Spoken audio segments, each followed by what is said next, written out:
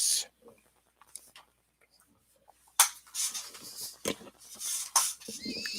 Hey guys, what's up? Welcome to this wrestling edition of Topics on My Mind for today, the 7th of June. I don't know what's going on with the super chats here on the top chat deal. Apparently, YouTube's been having issues as of late, from what I understand. So, yeah, it's not doing so well, if you know what I mean. Hopefully, they'll fix it in the future. I think, honestly, this is just the truth. I think with everything going on and stuff, I think honestly, it's more along the lines of, they're trying to please everybody, but they can't please everyone, and they're trying their best to do that. That's what they're trying to do. That's what they're trying to do. They're trying to please everyone, that they work with by doing certain things here and there. So, yeah, it's let's just hope they work it out in the future. But anyway, yeah, today is a special wrestling edition of Topics on My Mind for like I said, the 7th of June, 2021. As I move a few things over so I could check things, make sure things are working right. Hey, there's no issues. So there's no issues here.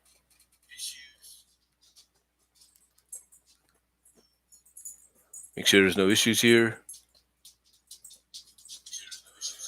Okay, there's none. And I may have to get up in a little bit because it looks like my dog may have to go to the restroom in a little bit. But anyway, yeah.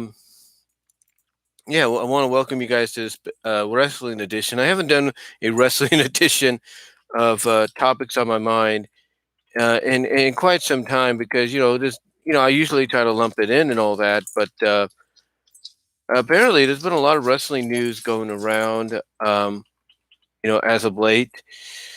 As you know, I did a live stream review on Dark Side of the Ring's latest episode, In the Shadow of Grizzly Smith, which started out viewership-wise small, but for some odd reason, when it comes to the weekends, it starts growing. And right now, I think it's at 189 views as of 2 days ago when it was live streamed. So yeah, actually going to be 3 days because I did it in the afternoon around this time frame. But yeah, that's not too bad. I thank you guys for that. But yeah, we got a lot of news going on here. So, excuse me, while I link this up a little bit, let me kind of discuss what that news is that we'll be talking about here as I try to make sure I get everything, those I want to, kind of listen to this linked up, like I said, tagged, if you will.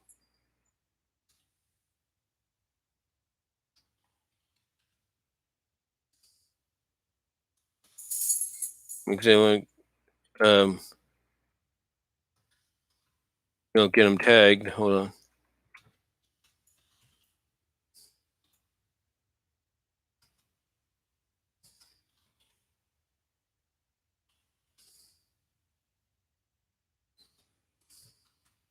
And find one of them.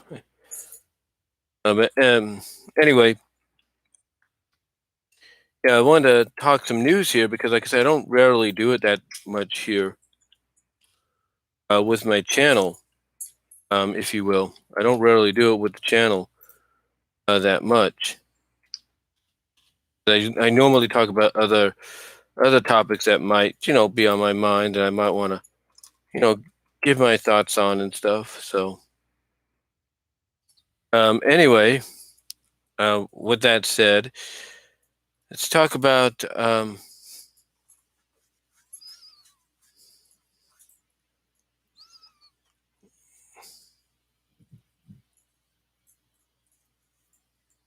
well, apparently, speaking of news, according to Ryan Satin here, He just retweeted about 7 minutes ago.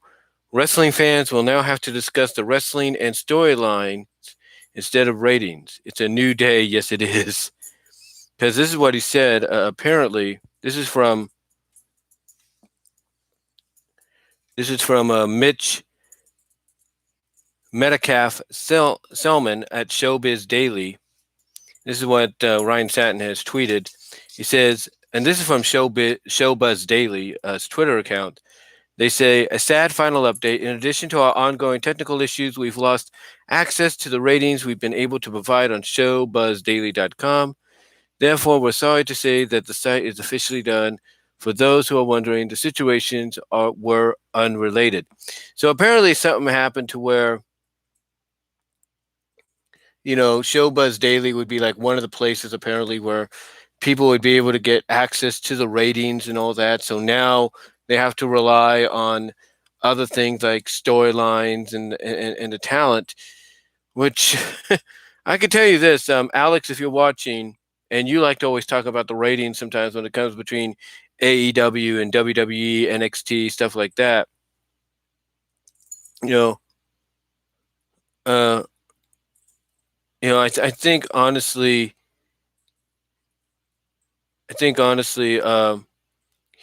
you know, you may not like it. You may not like it. He says wrestling fans will now have to discuss the wrestling and storylines instead of ratings. That's what Ryan Satin says over this. And then Dave Meltzer, about 2 minutes ago, said, a guy really understanding the business he covers. Showbiz has been down for weeks, yet we actually gotten the same and more media news since it's been down. Now, we also have to look at the fact that I think Ryan Satin, yeah, he does work for WWE. He's a WWE analyst for Fox Sports and WWE on Fox. So apparently, as part of WWE, he's saying that, yeah, instead of us as fans, wondering, oh, what's the ratings between AEW and WWE, who did better and all that, it's now we got to rely on the wrestling, the storylines instead. So he's basically saying, hey, stop worrying about the ratings and worrying about the storylines and the wrestling. Yeah.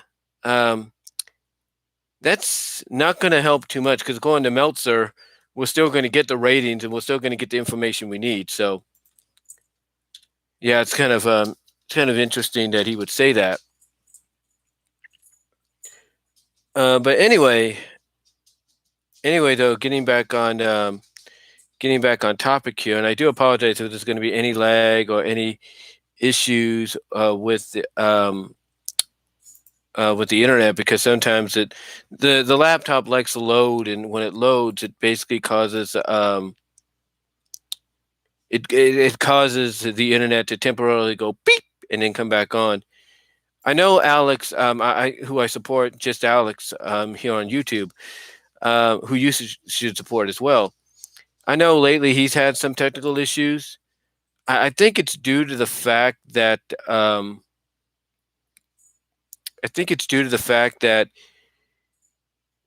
he. Let me see if the live chat is on. Yeah, live chat is on and everything. So I don't know what's going on here. Like I said, I think YouTube's having a little bit of trouble. But Alex, lately has had some issues with his internet, and I think it's mainly because instead of having an internet cable connected to a modem or something like that in his room, or having it connected to a modem that's close by, he's basically relying on the Wi-Fi, which isn't a bad thing. Don't get me wrong about that; it's not a bad thing. But yeah, it's basically one of those situations where when you're using Wi-Fi and you're in a building full of people that might use Wi-Fi as well, or if you live with family that might use Wi-Fi, it'll still work, but it'll be a little slower. So, um, yeah, I would guess my assumption, speculation on that for Alex is he probably his family members or maybe people in the building that he lives in are using the Wi-Fi as well, and that's what's causing him to have issues. If I'm and Alex, if you're watching, as someone that supports you and as a friend, I would suggest maybe, um, I would suggest maybe uh, letting your family know, hey, I'm going to do a live stream. Can you guys not be on the internet too much because it kind of messes me up? And maybe that'll help. Maybe that might help. I'm not saying it would, but letting your family know, hey, I'm going to be doing a live stream that hopefully that I get money with sometimes. Um, Basically, what I'm trying to say is, if I was WWE, not WWE, but if I was you, Alex, just reading something that I had WWE on there, but if I was you, I would again let them know, hey, I'm trying to. I would let them know if you feel like it. This is a suggestion that if you're going to do a live stream, that if they cannot use the internet too much, then I can not use the Wi-Fi as much because you need to have a stable live stream. You need to have a stable internet to be able to do the live stream. Talk to the supporters. Live chat. Your super chat supporters as well, and all that. So if I'm you, Alex, and again, this is just a suggestion, I would let my family know, hey, I'm about to do a live stream.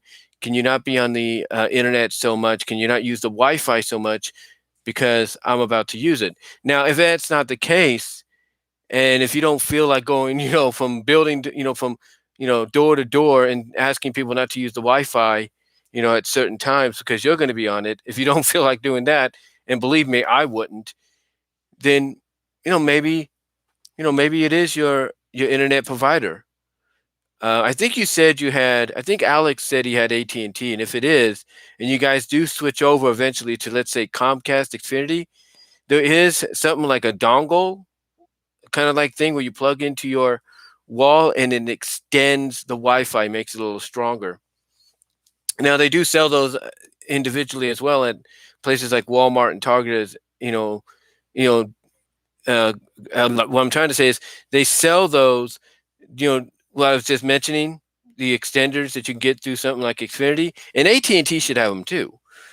But if not, if you can't get it through AT&T or if Xfinity, if you decide to switch providers, then go to Walmart, go to Target, and get one of those extenders that basically you plug in and it expands your signal. That should help out. I would I would guess. I'm not saying that's true, but I would guess that that could potentially help out in the long run. But yeah, it's just my suggestion, Alex. If you want to do that, that's up to you. Because I know that there are times that I live around here, and sometimes the Wi-Fi can be a little bad, if you will. That I think basically we need an extender in the house, and that would help strengthen the signal. So anyway, just thought I'd suggest that if you like, if you will, just thought I'd suggest that if you like. Oh, by the way, we have some more news here. The NWA. This was reported about 6 hours ago, courtesy of Wrestling Inc. The NWA has signed Kylie Ray. Yeah, Kylie Ray, who was in WWE, during the Mae Young Classic, I think. Then AEW for a cup of tea. Impact Wrestling is now with the NWA, so we might see Kylie Ray show back up on AEW Dynamite or even Dark, because of that partnership. So there you go. Hold on for a sec, guys, while I check something. I'll be right back, and we'll talk about what topics we're about to do.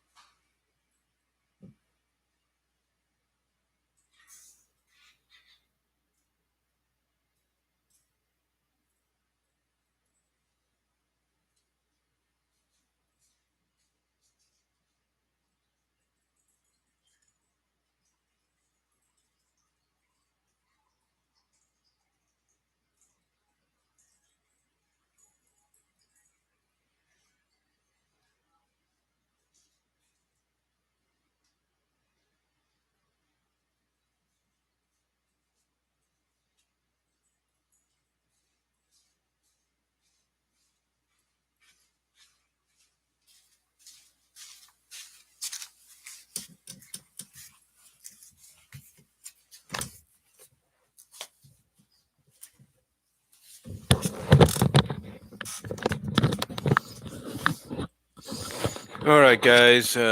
I'm back. Sorry about that. I had to check something. I have to check the room sometimes because when our dog walks around, not he, but she, you know, she just does that to stretch her legs. I think because she lays down a lot. Okay, because she's older. She's about 12 years old, I think, and she's going to be 12. And I do that because mainly my mom worries that she might have an accident, which she never really does, except for that one time.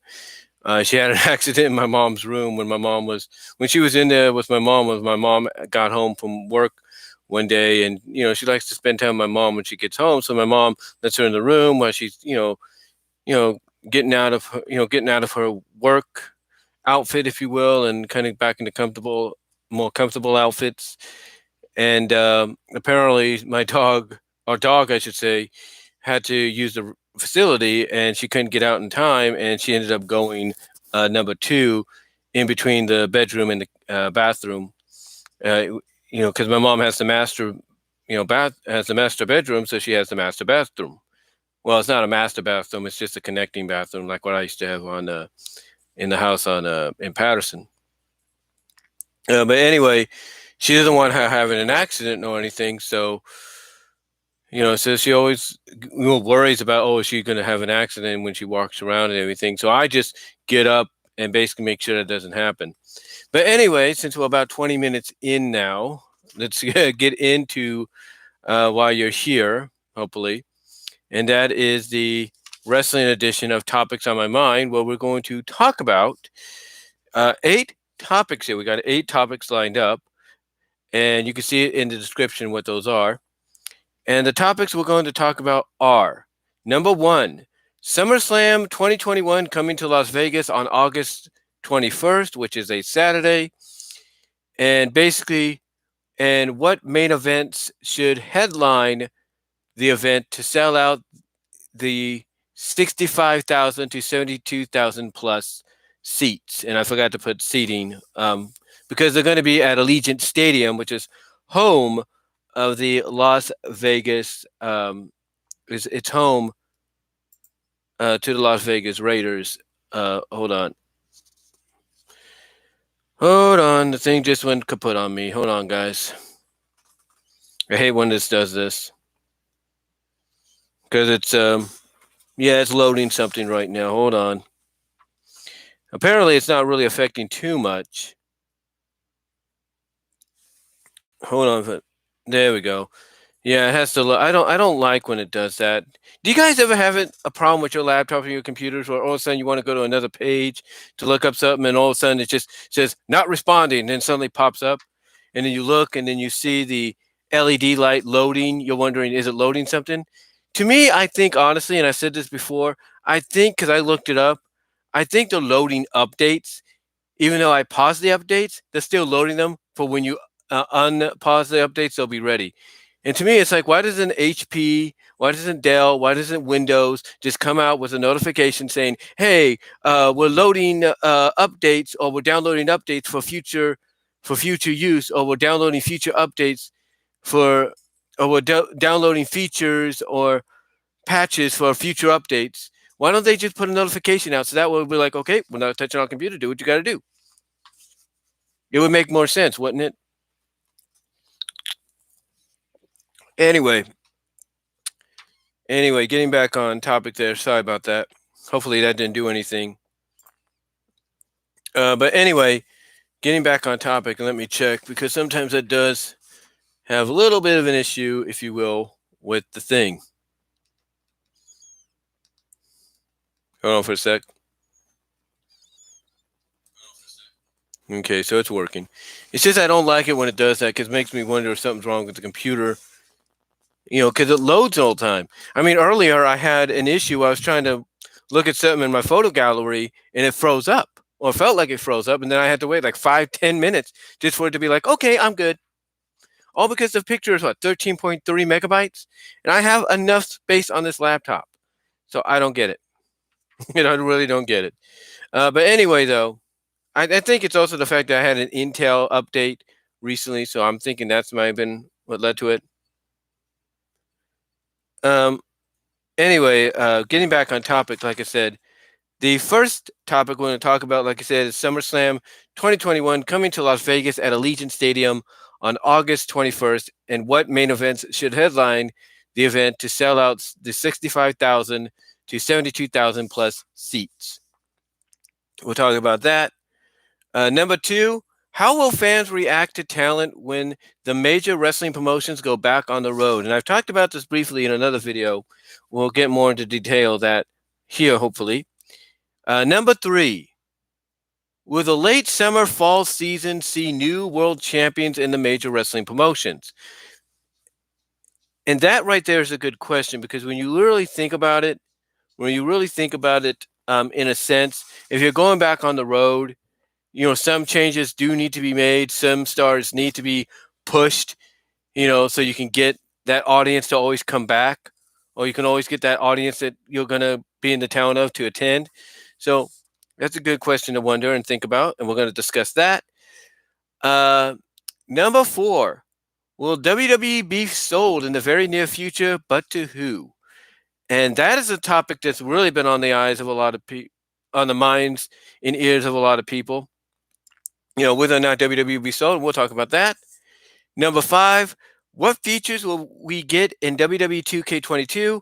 The 2K team behind it, at 2K and all that, is giving us updates, here on YouTube and Twitter of what's going on, the progression, so that we can see firsthand how they're going to make up to us the disaster of that was 2K20, and how they're going to make 2K22 a lot better than that.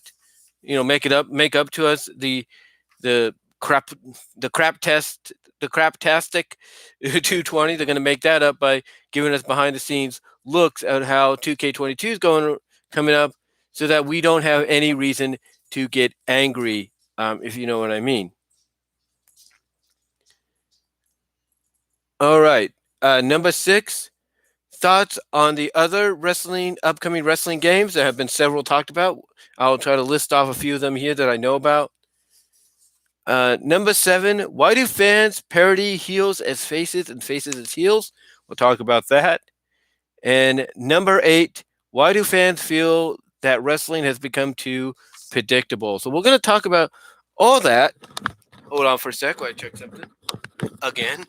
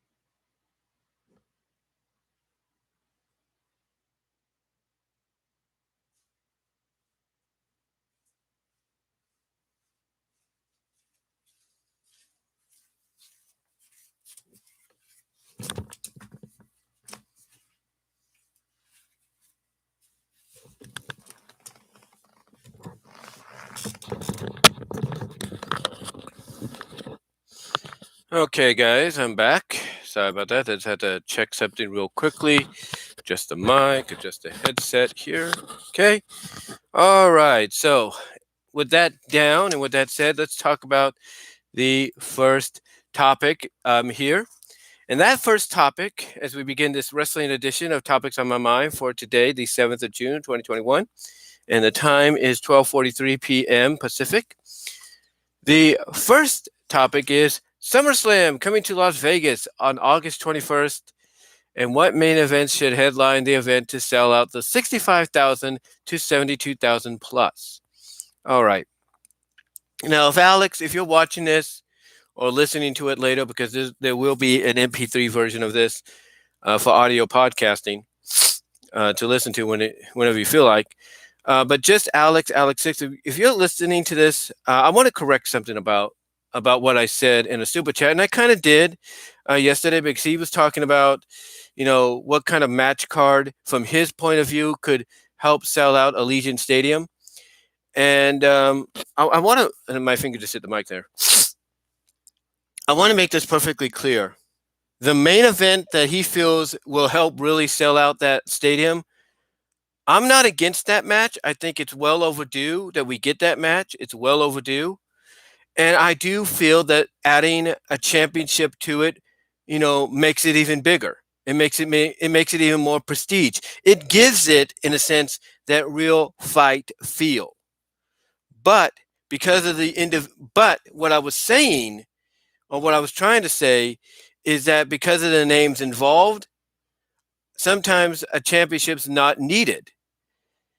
And the reason I say that is I'm reminded of the last time that happened, and that match, featuring one of the same opponents that you are penciling in, and I'm penciling in to be in this main event, was in that main event from several years ago against a certain Viper, and he busted that Viper up the hard way, um, and won by TKO.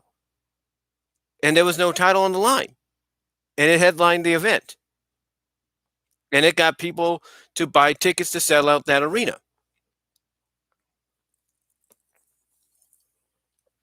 So what I'm saying, to correct myself fully, is I'm not saying a championship shouldn't be part of it because it makes it more prestigious, gives it really a championship real fight feel. It's just that those involved, by name, value, and marquee alone, wouldn't really need it. So I do apologize, eyes, for saying, kind of wording it the way I did. But we've seen this happen before. But before we get into that more so, let's talk about SummerSlam. Now, of course, all parts of the United States, as we get into the summer, are opening up finally. They're opening up to either 100% capacity or 75% capacity. Whatever the case, they are opening up. And California, a week from tomorrow, as scheduled for right now, unless things change, California, there is scheduled to reopen fully at 100% capacity. There will be no more limitations, no more mask, nothing. We will be open fully because the mask mandate gets lifted next week. Thus, we end up back to full capacity. Now, are there going to be people that are still going to be reluctant to remove the mask? Absolutely. Absolutely, there are going to be people. Because you know why? Even though those people might get the vaccinations, the Johnson & Johnson, the Pfizer, the Moderna, they're still not going to trust people around them for not getting that may have not gotten the vaccination, because they feel that if they're around those people, there could be a relapse. But according to the news, if you believe them or not, the more people get vaccinated, that number outweighs and outgrows and basically demolishes the number of those that are not vaccinated. So for those that are vaccinated, which I and my mom and my older sister are a part of, as well as my older sister's husband is a part of, if we get vaccinated, as being, not we, but as those that are part of that vaccination group that are fully vaccinated, the thing is, our number outdoes those that are not vaccinated, and that pretty much opens the door for most of the country to be reopened. We all know that the main goal, according to Biden, is to have us opened by the 4th of July, which I think is a good deal. And this event, August 21st, it's enough time to basically make sure everything is open, ready to go. The FDA approves potentially of certain vaccines to be, done over counter and all that, because I know my second oldest sister is waiting for that. She wants the FDA to do that before she even considers it. So, so she wants to make sure that's taken care of before she even considers it. But overall, again, like I said, I know a lot of people would still be reluctant. But by the time we get to this point with SummerSlam, we should be all right. Not just as a state or not just as, states on the West Coast, Midwest, East, whatever, but as a country, we should be fine. Now, you know, the question was basically for weeks, when was SummerSlam going to take place and where? And last week, about a week prior, WWE made the announcement that it was going to be on the 21st. Now, this kind of confused a lot of people because they're like, wait a minute, you got that Pacquiao Spencer or you got that Pacquiao Spicer or Spencer match or boxing fight occurring in Las Vegas on the same day as well. How's that going to work? And from what I understand, and from what other people have reported, WWE plans to have SummerSlam on that day, according to what several sites that Alex has said have reported and he's heard of. They plan to shorten it to where it's like 2.5 to maybe 3 hours, 3.5 at the longest if they have to, but mostly 2.5 to 3 hours, kind of like in the old days. But it ran just around or a little under 3 hours, and the event, the card, mostly focused and featured matches that were of up importance, that of up marquee, if you will. So basically, according to the reports, that sounds like what WWE may do with SummerSlam. Get get these marquee matchups, onto the card, knowing that these marquee matchups may sell out or will sell out Allegiant Stadium. Allegiant Stadium, and then afterwards allow people to make the progressional way to the MGM Grand, or at least make their way home to watch the Pacquiao Spencer fight, which I think is kind of cool. I think that's kind of cool on WWE's part to consider that. But the question is, when does the event start? Well, the event is scheduled to start between, and they haven't decided this yet, but it's scheduled to start between 4 or 5, 4 p.m. Pacific or 5 p.m. Pacific. The reason being is so that they get everything in, and once they get everything in, people can leave the venue and go watch the fight, at the MGM Grand, or and this is something I don't think anybody thought of, or Allegiant Stadium is going to broadcast the fight for those in attendance at SummerSlam to watch from there. So in addition to watching SummerSlam live and in person, you could also have the bonus of watching a broadcast of the Pacquiao Spencer fight. So that to me is an added bonus, and probably is the most sensible thing to do. So that's basically what I think could potentially happen. That's what I think potentially could happen. And you want a way to attract 65,000 to 72,000 plus people into your venue? You advertise that after SummerSlam, if they stay, for those that stay, they will also get a free showing of the boxing fight, after SummerSlam is said and done, viewed on the big screens at Allegiant Stadium. You really want to sell out that stadium? That's one way of doing it, especially if you're the people in charge of Allegiant Stadium. Now, speaking of SummerSlam itself, there's no doubt it's going to sell out because, here's the thing. Everybody has said that between, the middle of July, when all the wrestling promotions are scheduled to go back on the road, that includes WWE, that between then and maybe up till the fall, when school gets back in session and all that, that's going to be known as a honeymoon period. And that every time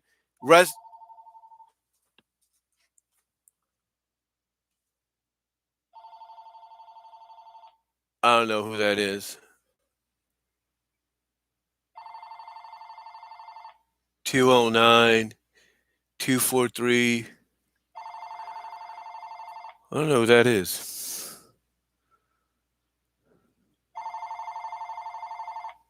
Doesn't say.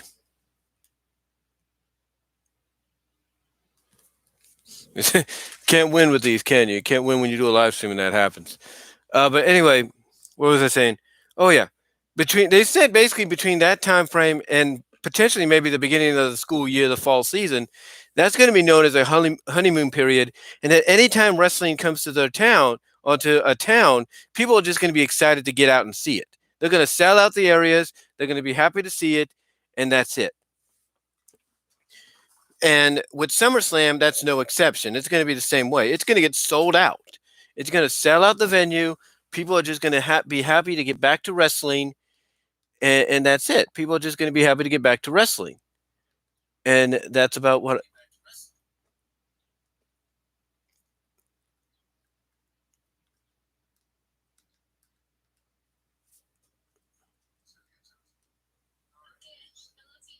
Okay, all right. Just turn off the TV there so I don't burn it out or anything.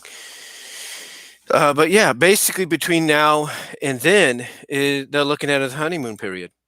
Because by the time we get in the fall, things should kind of get back in that normal frame of mind to where maybe wrestling fans will start getting back to the way they are. But between then and July, when like I said, the promotions get back on the road, that's going to be looked at as a honeymoon period. It's going to be looked at as a honeymoon period. People are just going to be happy to see wrestling. They're going to sell out the venues, and there you go. And Allegiant Stadium is no exception. But to make sure they sell out that stadium, the question obviously is, as I said at the top of the video here for the first topic, what main events should headline the event to sell out, 65,000 to 72,000 plus seats? What main events? Excuse me. Now, Alex, yesterday when he talked about this, he basically did a live stream, and I suggest you guys check it out. He did a live stream where he talked about how, from his point of view, the card that he set up would be perfect to sell out Allegiant Stadium. It would be perfect. You have certain matchups you could put in there. It'd get people up and going. They'd be excited. And then you close it out by giving them something more.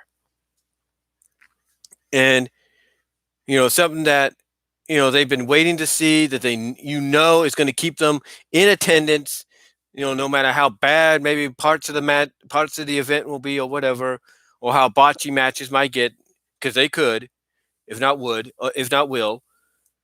You need something that's going to keep them there, in attendance, to keep them waiting on bated breath for it to occur, for these main events to happen.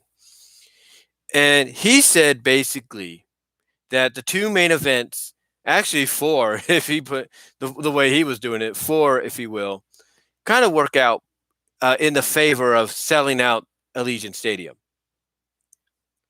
One is Roman Reigns, John Cena, although from a personal aspect, he'd rather have it be Roman Reigns, Cesaro. That's how he would want it. But he is a realist, and he realizes that, yeah, you could get Cesaro that big moment at SummerSlam, but it has to come a different way. But yeah, one of the main events is Roman Reigns, John Cena. Now, there is no doubt that this is definitely a marquee matchup. I mean, the last time they faced each other, it was at a No Mercy in your house B-level pay-per-view. And although it wasn't good, it was still a marquee matchup that sold out the venue No Mercy was at. And so you can only imagine that with a couple of years passed since that last matchup, and with things kind of different now, with Roman Reigns in the tribal chief role, and in that, with Roman, what I'm trying to say is now with Roman Reigns in that tribal chief, head of the table role, and all that, being more vicious and all that, being basically a Samoan wrecking machine, if you know what I mean. And John Cena, with Fast and Furious, upcoming, and WWE saying, hey, we can get some publicity and some, cheers for John if he comes back and does this. You can't ask for anything better than that, especially with the fact that not only would John Cena be showing up in Fast and Furious 9, but you also have the Suicide Squad on the horizon around the same time. and his Peacemaker series on HBO Max. So by bringing John in to go face to face with Roman, especially with Roman, like I said, in this tribal chief head of the table like gimmick he has right now, you can't ask for a bigger matchup, a bigger marquee matchup to help sell out Allegiant Stadium. You can't ask for anything better than that. However,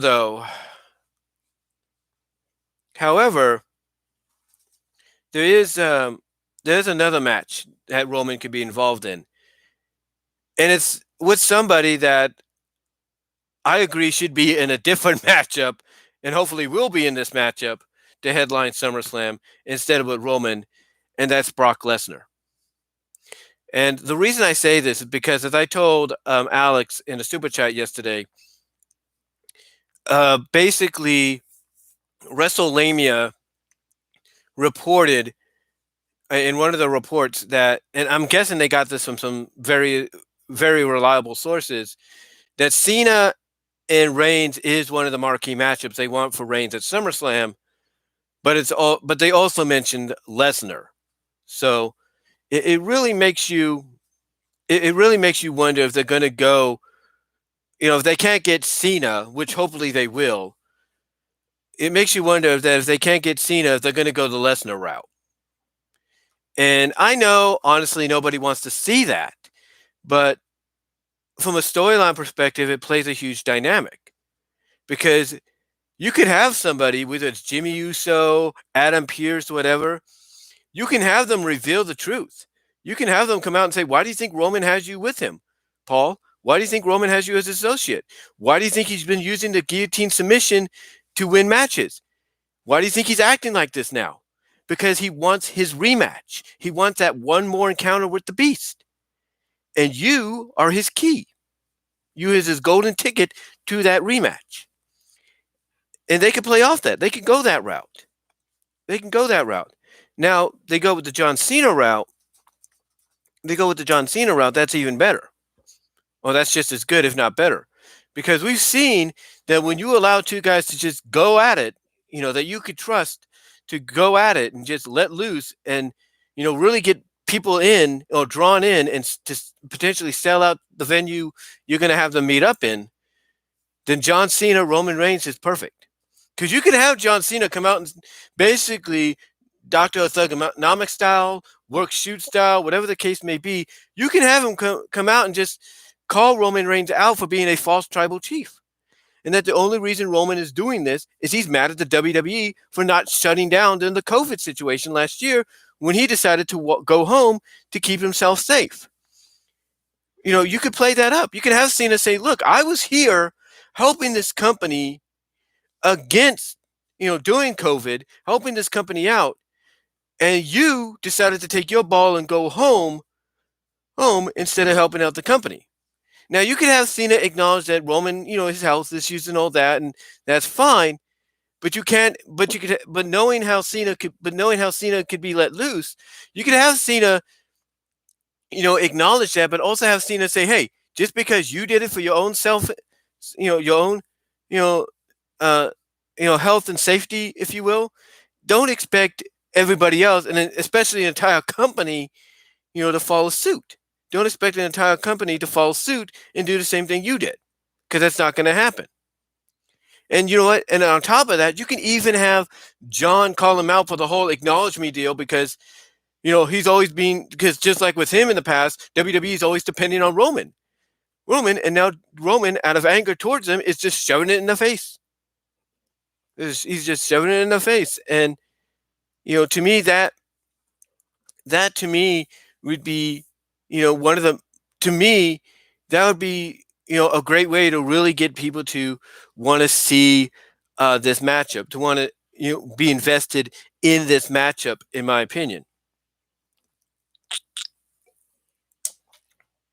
It really would. It really get people invested in this matchup, because you know how well they can play off each other in a realistic way. And by having John acknowledge that, hey, you're just being a false tribal, you're not a real tribal chief, you're not the real head of the table, you're only saying acknowledge me because you want to shove it in WWE's face because you're angry with them for not following your lead and shutting down the company when the whole COVID thing hit and all that, you know, you can have John come out and, bring all that up. And by doing so, you could have Reigns play off it and have Reigns admit it. I mean, if there's anybody you could probably get a heel to admit the truth about certain things, Roman Reigns, with John Cena encountering Roman Reigns and John doing that, that would be one way of doing it, because then you could have Roman come out, after, John has said certain things, push certain buttons, and you can have Roman say, yeah, you're right. I am mad at WWE. They should have taken my lead, and they're always depending on me. That's why I left, because, they wanted me to be champion during a time when they should have shut down and stuff like that. The promo work between the two would be great. The promo work shoot style wise would be great. And I hope, and I do agree that they go with that. And I do agree too that whoever the Money in the Bank winner is, which a lot of people is hoping is Cesaro, that person cashes in on Roman Reigns if Roman Reigns goes over, which a lot of people predict he will. But he's weakened to the point that Cesaro could come in, cash in, hit him with a few uppercuts, a neutralizer, and there you go. And, here's the thing. Cesaro doesn't have to have a long title reign. Everybody knows that. Just give him the belt for maybe a month or so, at least up till Night of Champions or even Extreme Rules in October, and then he could drop it back to Reigns. And there you go. Because here's the thing. If you're going to have Cesaro cash in and become champion, you know that the person he has to defend against first, besides Roman, when that inevitable rematch happens, is Seth Rollins. If you're going to keep Seth Rollins heel. That makes all the sense in the world. Makes all the sense in the world. But yeah, Roman Reigns against John Cena is one of the marquee matchups they're looking at. But like I said, the other one that WrestleMania even briefly mentioned could be Lesnar. And that's only, I believe, and I think WrestleMania agreed with, it probably thinks about this as well. That's only if they cannot get John Cena. If they can't get John Cena to come in, they're going to go with Lesnar. You know that as well as I do, and they probably have a story already set up for that just in case. Now, speaking of Lesnar, the other matchup that I do agree with Alex, and I had to correct myself on this, and this is what I was talking about at the beginning, is Lesnar and Lashley. Because this is a matchup everybody's been waiting for since Lashley returned. I mean, a matchup with Lesnar is the reason Lashley came back. And now that Lashley's in the spot that he's in as the champion, it makes all the sense in the world that you do this matchup. And the added addition of the championship being on the line, as I mentioned earlier, gives it a marquee, big fight championship feel, that's worthy of Las Vegas, worthy of the fight history of Las Vegas, in my opinion.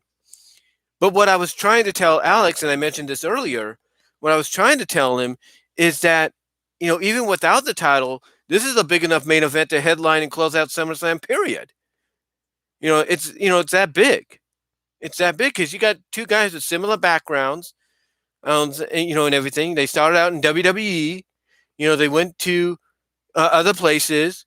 They went to MMA with success there, came back, became bigger stars and successes, and now finally, they're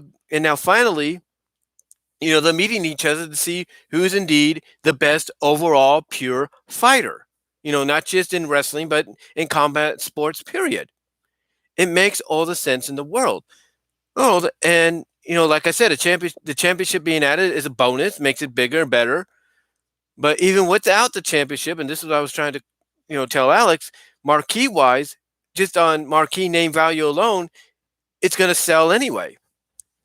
But the championship being on the line would be worth it, or would not only be worth it, but would make it bigger and better and worthy of the historicalness of fights, combat sports fights in the history of Vegas. But also on top of that, having Bobby Lashley going over Brock Lesnar. What more can you say? That solidifies Bobby Lashley as a badass. That solidifies him as the true, pure combat fighter, overall. And it proves in story, if not legitimately, that he is a better fighter than Brock Lesnar. So overall, yes, Lesnar and Lashley for the WWE Championship, headlining, closing out Mania. I mean, not Mania, but SummerSlam is a great idea. It's a great idea. Marquee matchup, definitely can go down in the annals of the historicalness of combat sports in Las Vegas. But but as I said, as I was trying to tell Alex, and I do apologize for any, any misunderstanding. What I was trying to tell Alex is, the fact that you don't, is that we don't, is that the fact that a matchup like this doesn't need the championship on the line. It sells itself. Now, Alex did agree with that. He did agree with that, but he also has a valid point that the championship makes it even a bigger deal. And he's right. Because basically, it makes it a bigger deal. And like I said, it puts it probably in the upper echelon, of big time combat sport fights, when it comes to the history of Las Vegas in that kind of, that kind of atmosphere, if you will. But the reason I brought up the fact that the title is not necessary for someone like this is because, as I was alluding to at the beginning, the last time Lesnar was involved in the marquee main event of SummerSlam several years ago, it was Randy Orton, and Randy was not the champion. He was not champion. But yet him and Lesnar headlined SummerSlam. They closed out SummerSlam. And the reason they were able to sell out SummerSlam was because of the marquee matchup of, hey, these two haven't really faced each other that much in over a decade and a half. Over a decade at that time. Or a decade and a half. So the fact that you have now Randy Orton as in his Viper motif against Brock in his Beast motif, you couldn't ask for any more to sell out the venue they were in for SummerSlam that year. You can't ask for any more or anything more. And to me, and that's basically what I was trying to get across. That's what I was trying to get across, because WWE, the most sensible thing to do at that time is you could have put the title on Randy. You put the title on Randy. Randy drops it to Lesnar, just like Cena dropped it to Lesnar. And you have Lesnar, with the knowledge of, hey, I beat your two mega stars of the Ruthless Aggression era that I was also a part of in Cena and Orton at SummerSlam. Both at SummerSlam, I destroyed them and took their titles. And that solidified, and that would solidify Lesnar as a true beast. I mean, when he annihilated Cena at SummerSlam, it solidified him. But if you would have done the same thing with Orton, especially by having Orton cracked open the hard way, solidification done. Solidification etched in stone, never to be broken. But they didn't do that with Orton and Lesnar. They just had them headline, and that was it. And it was on name value alone. And that's what I was trying to get at. But I do agree, in this case, though, the championship needs to be on the line. It needs to be on the line because it gives it that big fight championship feel that, as I said, Las Vegas historically is known for. And if you do that, that stadium, without a shadow of doubt, will sell out. It will sell out. Because people will be wondering, okay, who's going to win? Who's going to prove to be the best overall combat fighter? And logical sense would say that if Lesnar's not going to be here all the time, you go with Bobby Lashley. And I do agree with that. But here's the thing. If Vince McMahon is going to bring Lesnar back, pay him a certain amount, for certain. And I hope Lesnar has enough sense to realize, hey, I'm not always here, but Bobby is.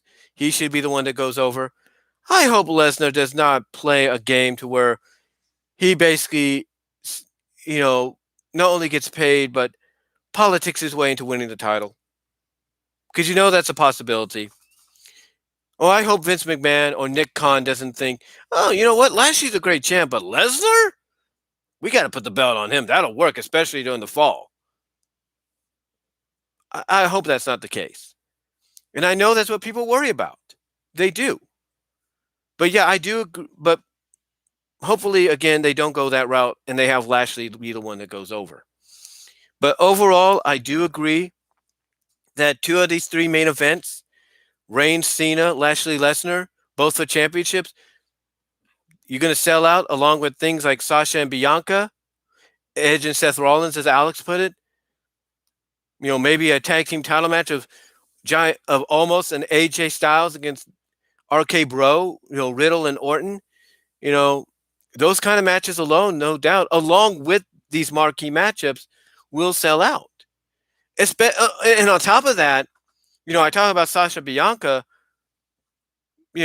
Becky Rhea, no doubt. Becky Rhea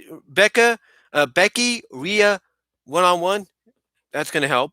Heck, triple threat with Charlotte involved will help. Fatal 4-way will help, in my opinion. If you include Asuka. So either way, I look at it this way. Either way, those main events that would close out the show definitely are worthy of doing it. Are definitely worthy of selling out that stadium. So I do agree with that. But I just hope the right booking decisions come out of it. Because if they don't, you might get some backlash. And you don't want that, especially after your first or your second major event, your second major pay-per-view event on the road and in front of 65,000 to 72,000 fans. Yeah, I don't think you want to do that. But yeah, those are the main events I do agree should, headline and close out Mania. I mean, not Mania, but SummerSlam. All right. Second topic on the list. How will fans react to talent when the major wrestling promotions go back on the road? Okay. So I talked about this briefly, and I was trying to tell Alex, not in a super chat, but a regular chat, that, Alex is very adamant, and I respect him for this. This is why I follow him and subscribe to him. He's very adamant about this, that Drew does not need to be champion. He needs to take a break. And I agree there. That maybe, well, I wouldn't agree on a break, but, not being champion, I do agree there. I do agree with that. But, to me, I think what's really going to be a tall tale sign of how, fans feel about Drew, how they feel about certain other talents, you can't really tell how fans feel right now because of the virtualness of the Thunderdome. But I could tell you honestly, when they get back on the road for that first SmackDown before Money in the Bank, yeah, that will tell you right then and there how fans are going to feel about certain talent. They might be just glad to see talent coming out and cheering anything they do, whether they despise them or they don't. But over time, once the honeymoon starts to kind of unwind and things get back to normal pacing, yeah, that's when you're going to probably find out the truth of how people feel about talent. I would say I'll put it this way. Between Money in the Bank and SummerSlam, you'll probably start noticing a little bit of that, trend of, fans booing certain talent and cheering certain talent. That's when you'll kind of get an idea of exactly how they feel about them. And then I think after SummerSlam, that's when things will really get back to a normal pace. And then that's when you're going to start seeing the truth about how fans feel about, certain men and women on the roster. I mean, when you look at AEW, everybody always wonders, always asks, well, not wonders, but they always ask, why doesn't Cody Rhodes turn heel? Why doesn't he become a full-on heel? Because of the position he's in, the way he presents himself and stuff, and the fact that he's hinted at heelish tendencies in the past. Why doesn't he do that? It can't be the fact that he's just going to be, he's going to become a father or anything like that. And, He wants to prove to WWE, hey, I can be just as big a star as any of your talent, is. It can't be that. Um, it can't be that keeps him a face. So why doesn't he embrace being a heel? And I think the moment AEW gets back on the road next month, that to me, is going to honestly, that to me is going to be the tall tale sign of how fans feel about how they feel about Cody. That's going to be the tall tale sign. That's what it's going to be. It's that's going to be the tall tale sign of how fans feel about Cody.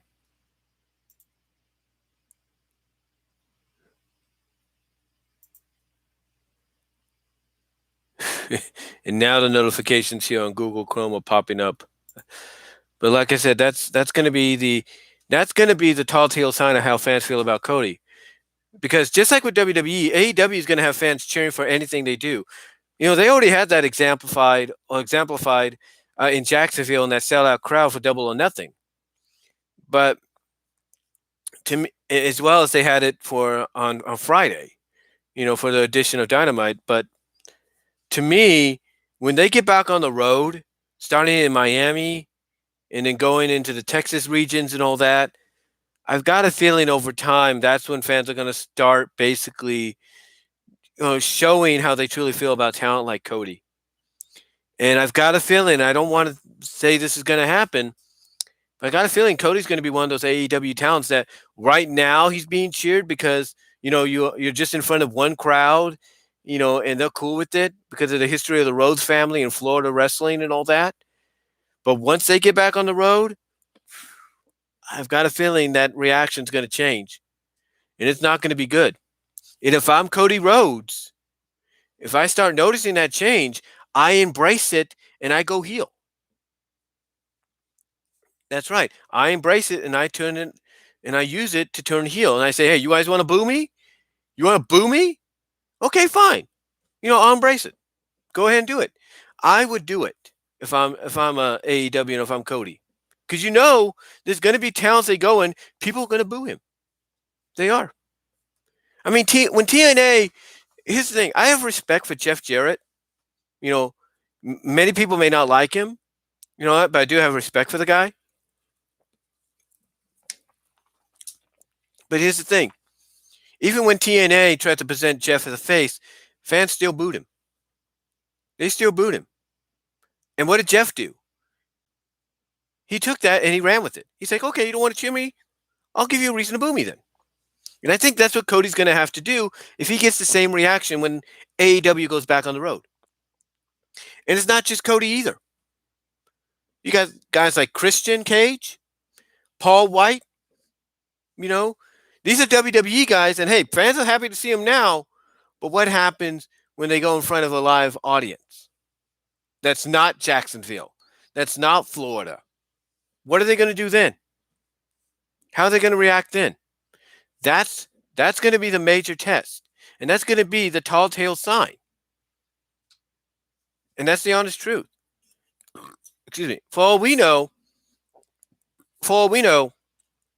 this whole thing with Cody Rhodes and the Nightmare Family against the Factory and QT Marshall, for all we know, they go back on the road with this feud continuing. And, sooner than later, maybe, the script's going to flip and people are going to start cheering QT. They're going to start cheering Anthony Ogogo because they're going to notice, wait a minute. These guys should be the ones getting the opportunities and should be pushed to the moon, not Cody.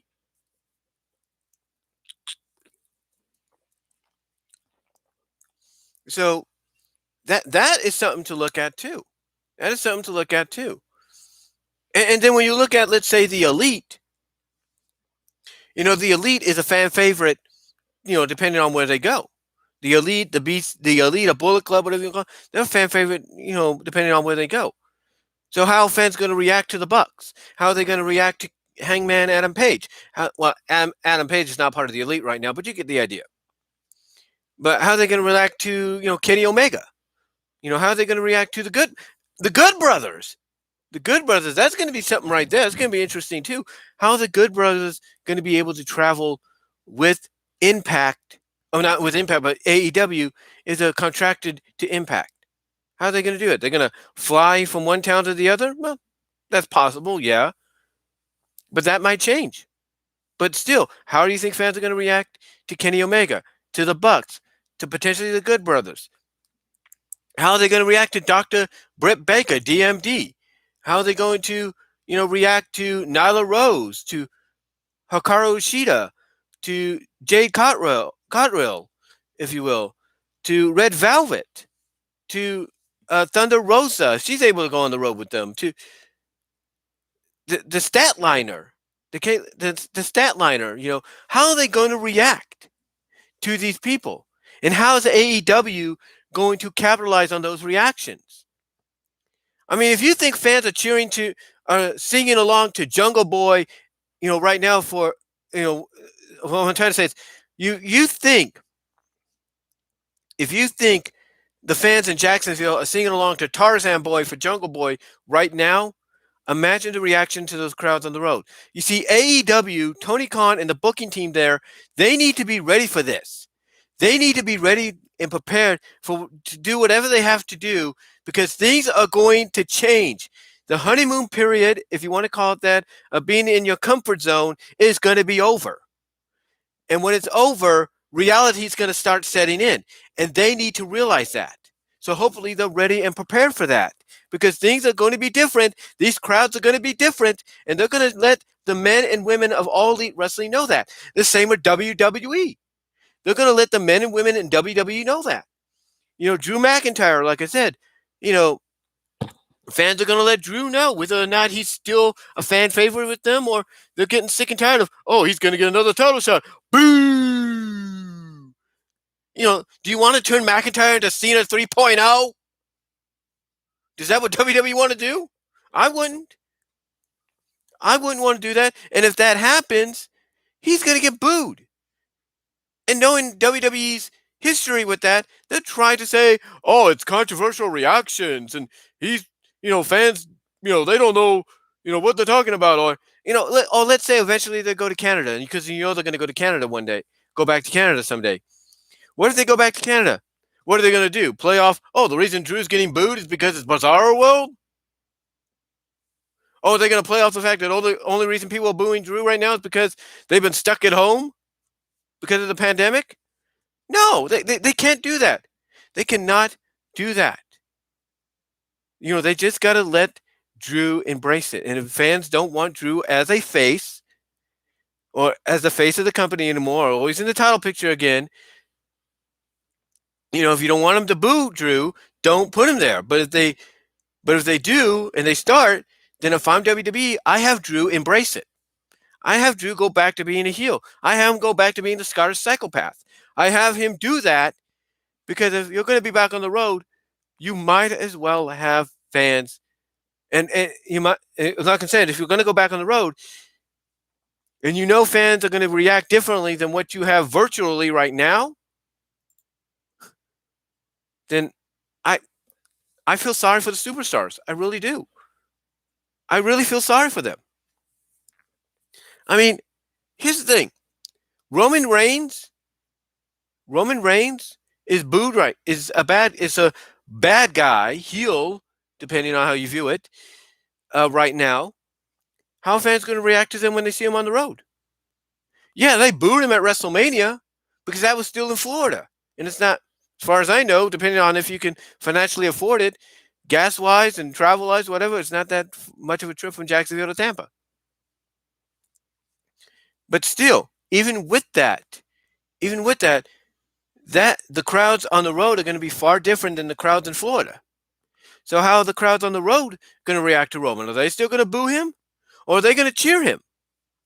Are they going to start cheering Roman Reigns because, yeah, he's a badass just like we wanted. This is something we wanted to do. Yippee!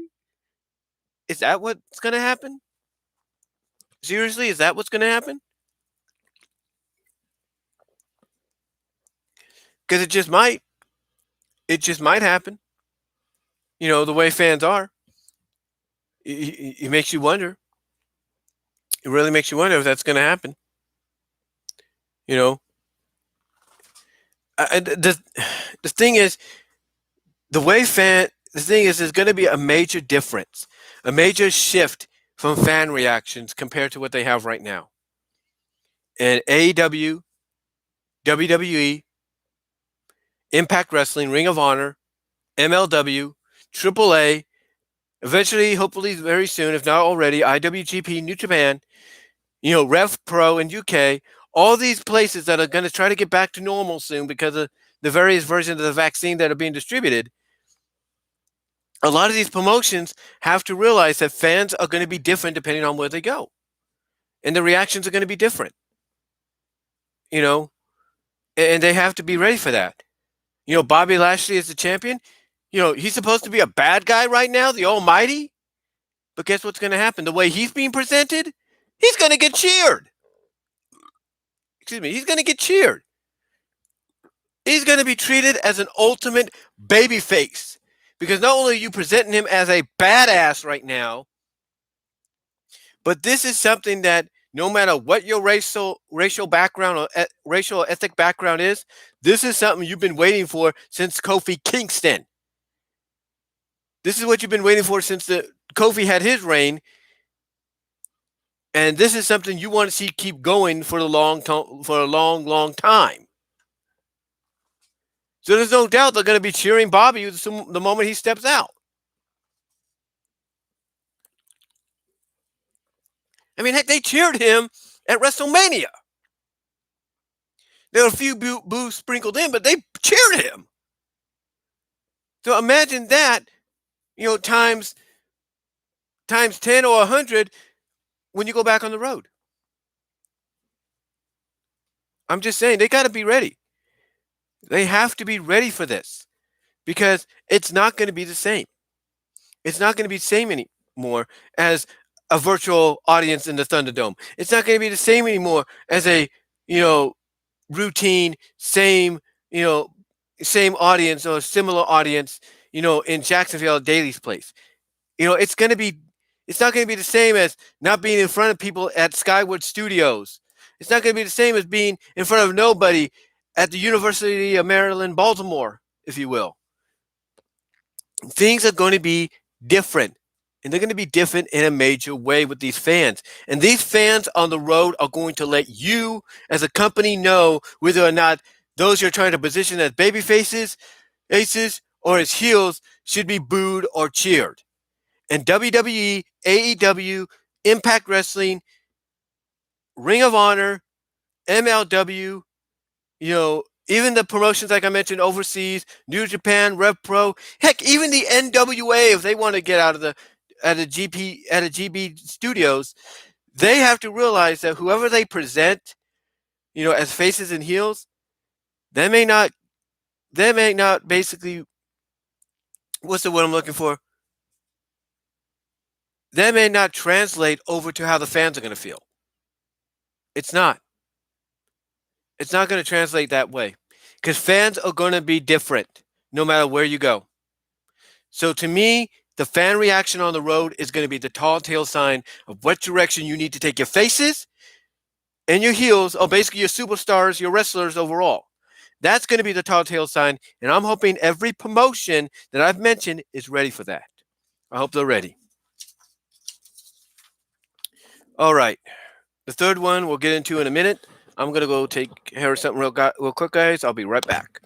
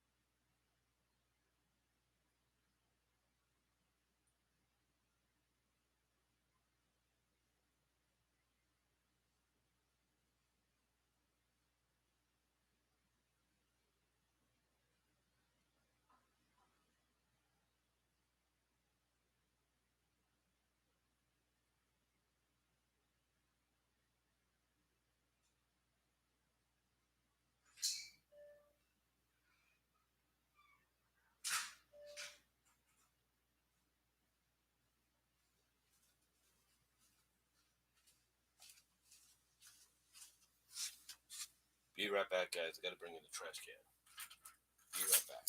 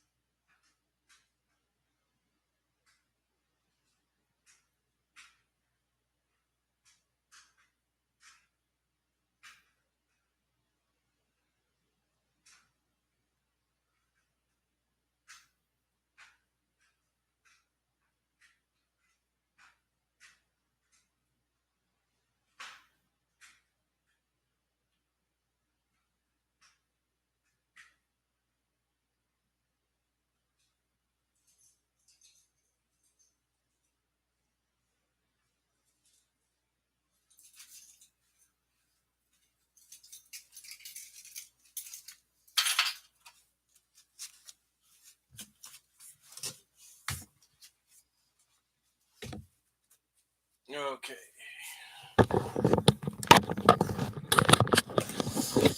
All right, guys, I'm back. Sorry about that. Had to bring in the trash can. The trash just came. Also checked the mail. There's no mail yet, so hopefully nobody's getting all mail or anything like that. But anyway, with that said, let's get back to the topics on my mind here for today, the wrestling edition.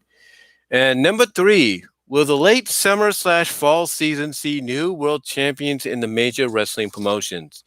Okay, now this kind of goes with what I was just talking about, how fans will react when the major wrestling promotions go back on the road. And one of the ways they could be reacting is, they might want to see somebody else as the top champion in the promotion.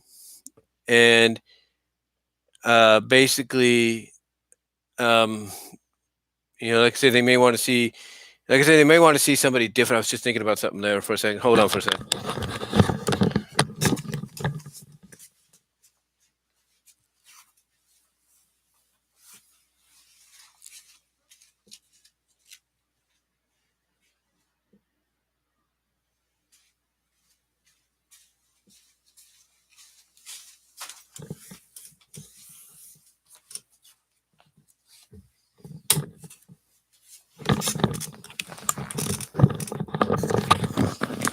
All right, sorry about that, guys. I just wanted to make sure I locked the front door before I came back in after getting the trash can. You know how that is. You try to, make sure you don't forget anything. But anyway, though, like I said, this does kind of tie into how fans feel. Fans being back on the road and everything, and how fans will react when wrestling promotions go back on the road. They may want to see a new champion. They may want to see a new world champion, a new person on top. Um, and I'm not going to be surprised by that. I'm not going to be surprised if they, start coming out and declaring that they want somebody else as champ, or at least vouching for that person. And you know, we'll have to see whether or not the major wrestling promotions like WWE, AEW, Impact, MLW, um, NWA, AAA, New Japan, Impact. We'll have to see whether or not they bring that up, or whether or not they address that, because, like I said, in the previous topic, fans are different. The fans that they're going to encounter on the road are going to be a lot different than just the fans they've been dealing with in Florida, or the fans they've been dealing with virtually, or the fans they've been dealing with online, because they don't allow fans in the vicinity or the buildings because of that. So um, it's going to be really intriguing. It's going to be really interesting.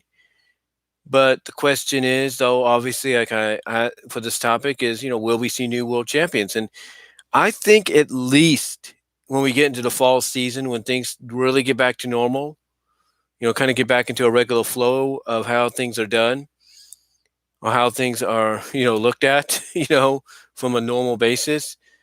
I think that's when basically, when, you're going to start seeing fans wanting new world champions, new people on top. And I could see several promotions maybe a heeding to that, at least acknowledging that, I should say, or hearing to that, acknowledging that. But the question is, what promotion would be the first to do it? And I would say that right now, if AEW wants to prove that they are about the fans, that they are a true alternative, they got to be the first. They got to be the first. And the way they got to be the first is to do exactly what fans are predicting, you know, they should do, or at least proposing and hoping they do. And that's have Adam Page beat Kenny Omega at All Out. They need to make that happen, or at least whoever they choose to be the golden goose, the one that Kenny Omega cannot beat and will not be able to beat, to keep his title. They got to make sure they do that at All Out. And to me, if AEW falls through on that, whether it's Adam Page, whether it's Christian Cage, whether it's Brian Cage, whether it's Pac, whether it's Orange Cassidy, whether it's John Moxley, whoever, whether it's even Cody, if they want to have Cody nullify his stipulation that he had with Jericho, or even Guevara, or maybe Santana Ortiz, or whoever, MJF, that'll get a big pop. Whoever they decide is the golden goose to do it, the thing is, at All Out in September, I think it's the first weekend of September, they got to make sure that happens. They got to make sure that happens. Let me make sure I'm right about that.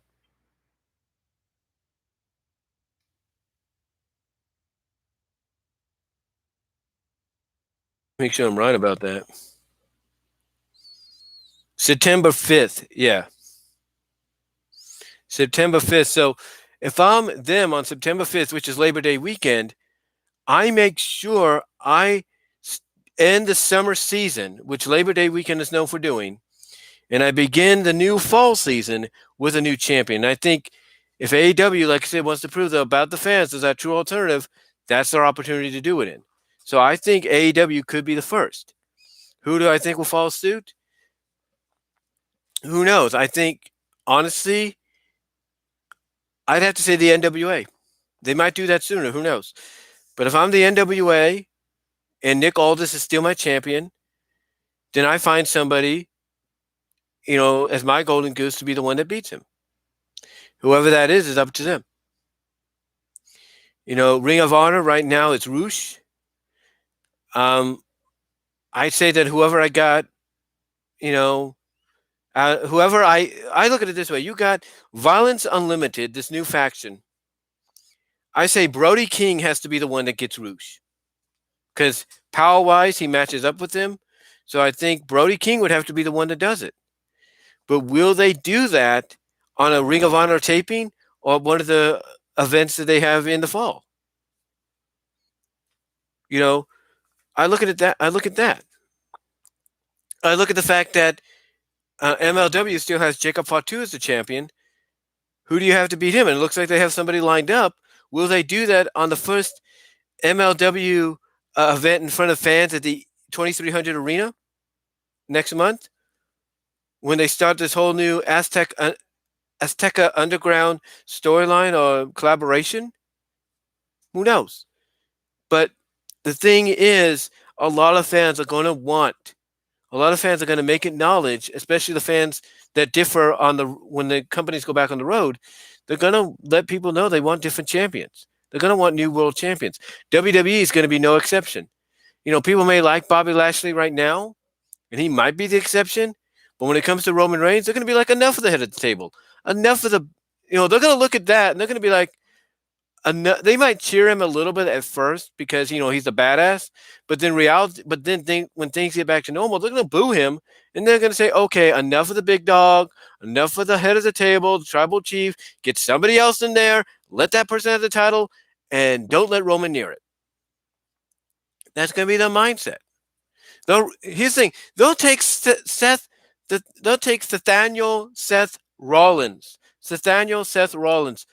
over Roman Reigns. They'll take a returning Daniel Bryan over Roman Reigns. They'll take Cesaro over Roman Reigns. Heck, they'll even take freaking John Cena over Roman Reigns.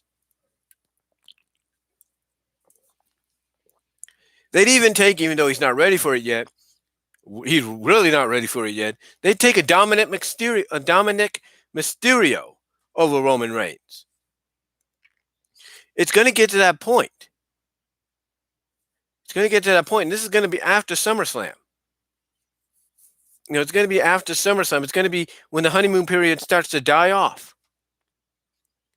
So the question is, to answer that question, will the late summer fall season see new world champions in the major wrestling promotions? I'd say yes. I would say yes. I would say AEW. I would say, like I said, I'd say AEW. I would say MLW, if you will. And I'd say NWA. And my thumb just hit the mic there. Those are the three I see being the ones to crown new world champions going into the new fall season. Impact Wrestling could do the same, but they might hold that off till Bound for Glory. That still falls in the fall, but still it's like, you're holding it off until almost, the holiday season, but that's fine. They might hold it off till Slammiversary, but still, I don't see Impact taking the belt off Kenny just yet, because if he's going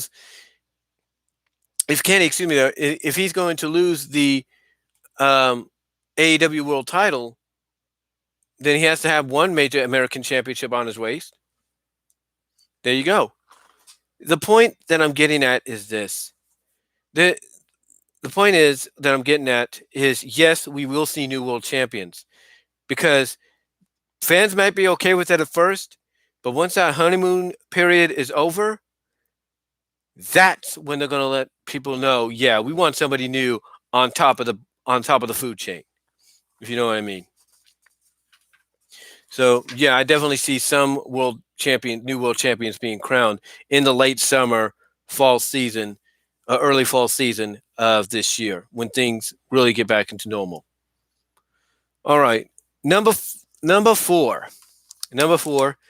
Will WWE be sold in the very near future, but to who? Okay, so a lot of people have been talking about, WWE potentially being sold because of all these roster cuts, if you will, because of all the because of all the inner working cuts and firings, layoffs, whatever you want to call it. A lot of people are perceiving that it sounds like WWE is positioning itself to be sold. A lot of people say the way that Nick Khan is handling things, that makes it more evident that might be the case. Although a lot of people are saying that that's not going to happen. Vince McMahon's not the kind of person that would be wanting to sell WWE, because, he'd rather die before that happens and take the company with him. But, you, as they say in the wrestling business, you never say never. You never say never. And it's not just in wrestling either. It's in all kind of businesses, period. You never say never about something happening, because eventually it's going to happen, and you're going to have to look back and remember, oh, I said it never would, and yet it is. So we can't say whether or not WWE is going to be sold, even though evidence amounts to the fact that it seems to be the case.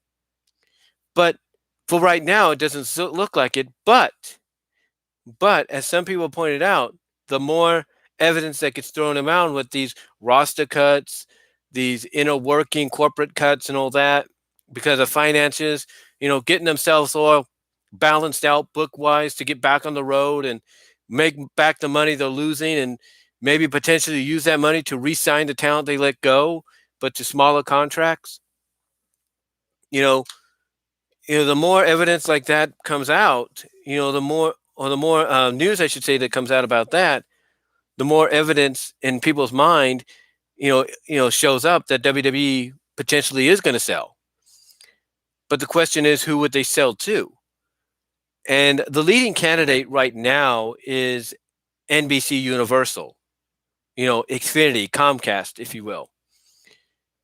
Because they just recently purchased the WWE network for the Peacock network here in the US.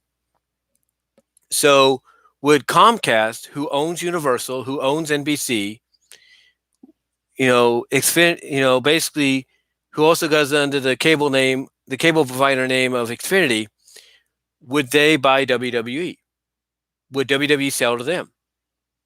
And, with the WWE network being part of the Peacock network, all signs would point to that being a probability. And if that happens, what next? What happens next? What happens to Triple H? What happens to Stephanie? What happens to Shane? What happens to Nick Khan? These are questions we would have to we would have to wonder about and ask. What happens to these individuals? And like I said, a lot of people saying that the more news comes out about these things happening, about these changes happening, the more evidence is shown that the WWE potentially is going to sell.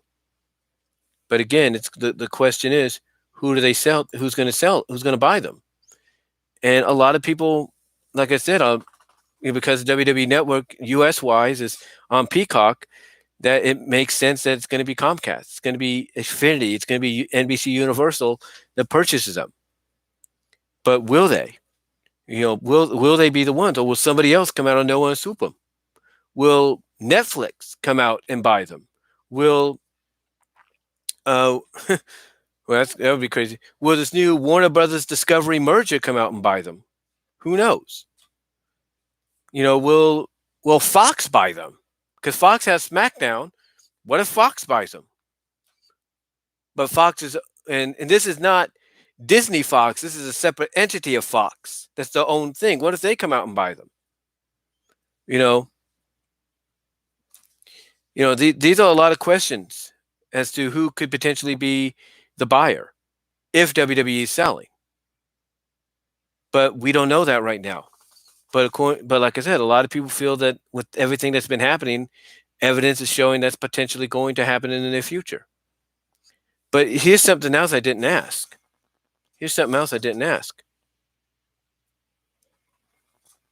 Why would Vince want to sell? Why would he want to sell if that's indeed true, if all evidence is pointing to that? Why would Nick Khan convince Vince to sell? Why would Vince and Nick Khan consider or have the consideration of potentially selling? And my thought, as crazy as it sounds, is because Vince doesn't trust his son-in-law. He doesn't trust his son. He doesn't trust his son-in-law. He doesn't trust his daughter. He'd rather trust somebody outside of the family to run the company. And if it means selling to the highest bidder to do that, so be it. That's why I think he doesn't. That's why I think Vince would want to sell, or why he'd be convinced by someone like Nick Khan to sell, someone or collab with someone like Nick Khan to sell the company, because he doesn't trust his son-in-law. He doesn't trust his son. He doesn't trust his daughter, to run WWE the way he would want to run, or he would envision it, continuously running once he steps down. But we don't know if that's true. We don't know if that's truly the case. But we'll have to see what happens. I'm not saying that WWE is not going to sell. I'm not saying Vince McMahon, at the behest of Nick Khan or together with Nick Khan, isn't considering selling the company, to somebody else and allow it to be their problem. I'm not saying that, but right now we'll just have to see what occurs. They may just be making these cuts to, like I said, balance out the books so that when they go back on the road and make that money back, they might be able to rehire some of the talent they let go. We'll see. We will see, but it's all about it's all about right now. It's like the it's all really what it's all about is it true or not? Is there any evidence or not? So we'll have to see. But again, I think the leading bidder, the leading buyer that could get the company is the one that have WWE Network right now, and that's Comcast, NBC Universal, Xfinity. They're the ones that could potentially buy them because they already have the network. Why not get the rest of the company? Just saying. But we'll see. We'll see what happens. But again, I also feel that the reason he would want to do it, in my personal opinion, is he doesn't trust his son, his daughter, or his son-in-law to run it the way he would envision it, still running as if he was still there. So we'll see what happens. I'll definitely tell you this. If a sale does happen, I'll be one of the first to come up here live or do a video on it and upload it real quickly to give you my thoughts on it, if that was to happen. All right. So, next topic. What features will we get in WWE 2K22? Okay, so 2K22 during WrestleMania gave us a teaser of what potentially we could be getting with 2K20 with the game.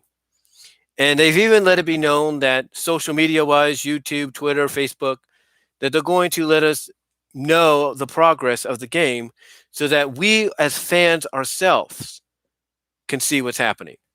So that we as fans won't be so judgmental, argumental, and all that if anything goes wrong. I also think that the reason they're doing this is as a make good for the disaster, the craptastic disaster that was 2K20. And from what people are describing and talking about, like Smack Talks has talked about, it looks like it's going to be that. It looks like it's going to be a make good for what happened. One of the things Smack Talks talked about is create a referee. Now, I don't know if they were using the create a referee off 2K20 as an example or what, but apparently, that looks like it's one of the features, that we're getting. I know people want GM mode back, and it looks like we might be getting that. But what other features are we going to get? Besides the traditional creator wrestler, creator show, creator arena, creator championship, creator ref, if you will, what other ones are we going to get? And I would assume that one of the features besides GM mode, which a lot of people want, I would assume the other one people are going to get or hoping going to get feature-wise from a match perspective, war games. You got to give us war games because, when Elimination Chamber was first brought into the games, everybody was excited because, watching it live, they're like, man, I would love to play that in the games. And then all of a sudden, here it was, Elimination Chamber in the games. So hopefully war games will be that same motif. We'll get that. Will be that not same motif, but hopefully War Games will have that same reception. Once it's brought in, as part of as a feature matchup in the game, and hopefully they allow us to also customize maybe the rules for the game, and stuff like that, or rules for the matchup. Help us customize the rules for the matchups and all that. That'd be great. That'd be great. So I'm hoping that's one of the features along with Creator Ref and GM mode. I really do. The other features I'm hoping we get, because of what features we're going to get, one of the features I'm hoping they're working on is the commentary. Because we can't just have the same old bland commentary we've had over and over and over again. We need to have something new and fresh. You have Pat McAfee there now. He's got a lot of energy. Bring him in. But I think the main thing with the commentary is, you got to make it customizable. You got to make it customizable, even if it means you have, like, let's say somebody, one of the people in charge of CAW Champions League, CCL. Let's say they want to keep Michael Cole and Pat McAfee as the commentators for their show, but they don't want to hear Michael Cole saying this star is one of the best in WWE. No, what they would want is Michael Cole saying, and this talent is one of the best in CCL. It makes sense. That makes more sense. May not be as fluid, but if they can get something like that, if we could get something like that to where the actual announcers you put in the game, the play-by-play commentating team, says the CAW League's name, CCL or CAW Champions League, that'd be even better. And it really shows that they're willing to make, and it really shows that if you're 2K games, you're willing to make up for what you've done.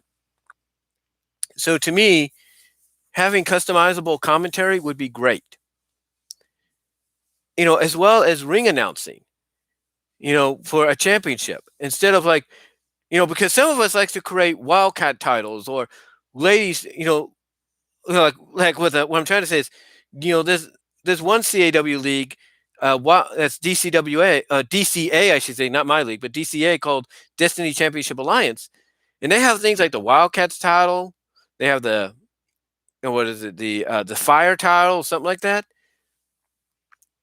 Instead of having, a regular announcer go like, and for the DCA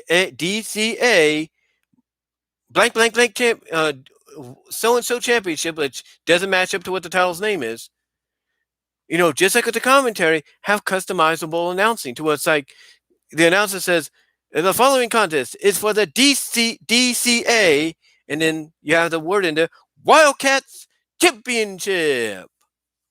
It makes sense if you add more vocabulary to naming the championship instead of just the usual vocabulary we've been getting. You add more to it, you give it more customizable variety. And again, just like with the commentary, you customize the ring announcer to say the title the way it should. So hopefully we get customization on commentary and title championship ring announcement. The other thing as well is give us unlimited wording for creating a championship name for the title. Don't just limit us to 32 or 35 words. Okay? Give us unlimited. Give us unlimited words. All right? That would be great. So, stop the limitation on the number of letters we could use. Give us unlimitedness. So, those are features I hope they're working on and they are going to give us, along with the War Games match. I would love to see that. I would love to see that happen. But yeah, the features so far that look like are being rumored are GM, Creator Ref, and of course the usual Creator Custom features from Creator Wrestler, Championship, Arena, Show, and hopefully we'll get more. Hopefully we will get more down the line. But yeah, the features I'm hoping are going to be great. I'm hoping they'll be good, and we'll just see. But the features I just mentioned, those are the features I hope they announce next. Where we'll have unlimited wording for naming shows or championships, or even created wrestlers. I hope they give us the option of, having the customizable commentary be a lot better to where our CAW leagues are acknowledged, if you will, along with the customization of the ring announcing, for championship matches, as well as for the created wrestlers themselves, the men and the women, instead of just being like the superstar, the princess. Instead, someone can create somebody like, let's say, from Naruto, that Sakura girl, have Sakura, whatever her name is, have them be able to pronounce it. Those are things I hope to see as features added into 2K22. That's what I hope. So we'll see. I hope they do it though. I really do. All right, number 6. Speaking of video games, thoughts on other upcoming wrestling games. Now, we know 2K22 is coming, but there are other games that have been announced. One of them is actually going to be somewhat of a CZW game. Not saying it's straight up CZW, but it's a deathmatch wrestling game. And I can tell you this, that from what I have seen and from what people have talked about, this game, if you will, let's see if I can find it here.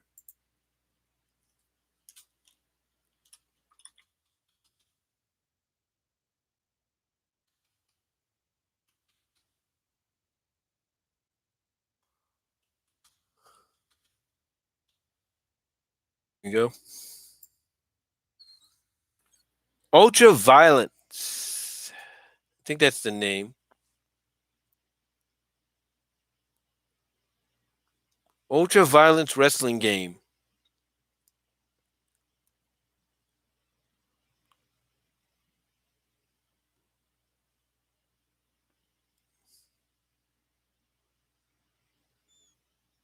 Let's see. It's being developed by Gakdraw. And I do apologize for any lag or any disconnection here. Senior VFX artist, making my dream deathmatch game Ultra Violence. Yeah, that's what it's called, Ultra Violence. And he last updated, I think, on June 3rd. So yeah, basically, that's what it's called, and it's based around essentially deathmatch wrestling, like CZW, IWA, stuff like that. And I cannot wait for that because I know one thing. If Fire Pro Wrestling, the newer one they brought out, gives you deathmatch wrestling, but just with the characters kind of in a sprite 8-bit mode or 16-bit mode or 32-bit mode, is utilized by CAW leagues to kind of help blow off certain feuds in storyline, then I can only imagine how fans are going to take to this. And from what I have seen, what we've all seen, it looks like it's going to be a heck of a game. Hopefully they have both. Hopefully, this is what I'm thinking, because we got the cancel culture and all that. I'm hoping that if they want to show equality, it's not just men, it's also women. So, but we'll see. We'll see what they do. But yeah, hopefully they. Obviously, a lot of the wrestling games that are coming out, along with this one, along with a few others that have been announced, if you will, to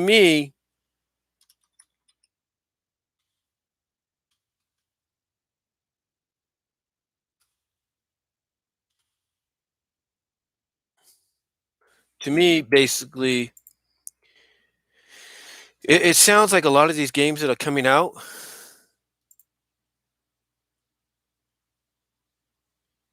Um, okay, here we go. Let's see what this one says. BeTheBooker.net. Upcoming games.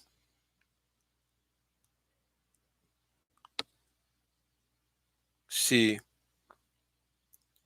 Ultra Violence Pro Wrestling. That's doesn't have a release date yet, but they're working on it. The Wrestling Code. It's that's a game that's coming.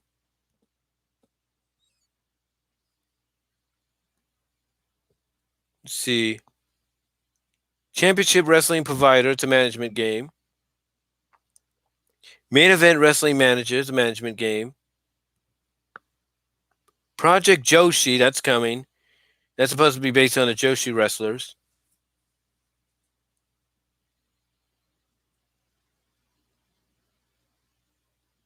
Let's see.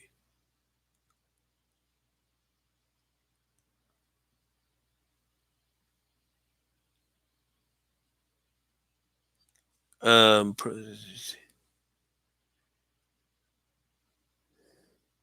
Duke Run Studios is doing a wrestling game. It's yet to be named, though. All Elite Wrestling, of course, has got one coming out in 2022 or even 2023. We'll see. It's probably 2022 because they're already working on stuff.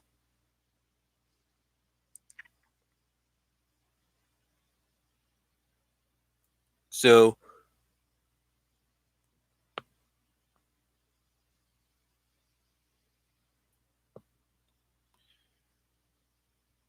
and I think they have one for Chikara as well. I think that's the Wrestling Code one.